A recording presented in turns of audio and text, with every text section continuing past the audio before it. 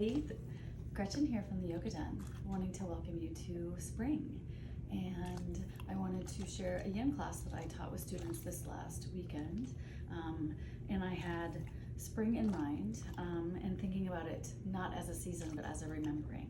I'm going to share several sequences from the 60-minute course the 60-minute class that I taught, and then you can pause it, or at home you can lengthen the poses or the postures to 3 to 5 minutes, ideally for each posture that I'm going to share with you today. So what I really like to do in my yin classes, which I think of them as workshops, I get all my props ready. I've got blocks. I usually have a somatic ball. I've got bolsters at home. In the studio there aren't bolsters, and then I often use a blanket or I sit on a bolster to get into some of the poses. That it just allows me a little bit more space to get into the poses. I trained with Bernie Clark, and I use his book quite frequently during class too. I'll even open up a page and start reading from the text as we're going through postures. I like to think of it as an academic workshop in some ways.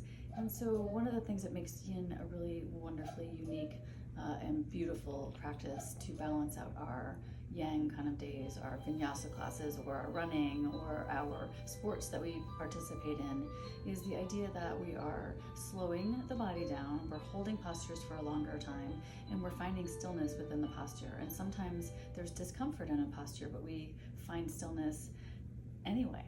And that's part of what yin is. So sometimes you might find a posture or a pose really annoying, or you might feel frustrated with your flexibility or with how much the pose is really annoying you. But that's a part of the yin journey. And so there's kind of 3 principles.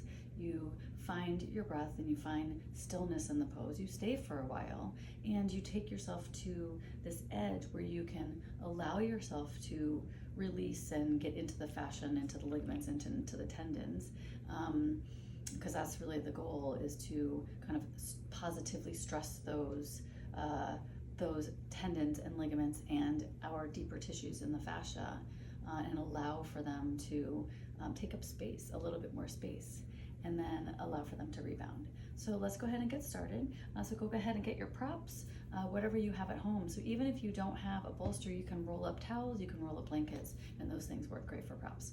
And I'll see you on the mat. Here we go. I like to start with, oftentimes with poetry or a quote to get us thinking about it. And Emerson is one of my favorite poets. The earth laughs in flowers. So the theme for the class, emerging slowly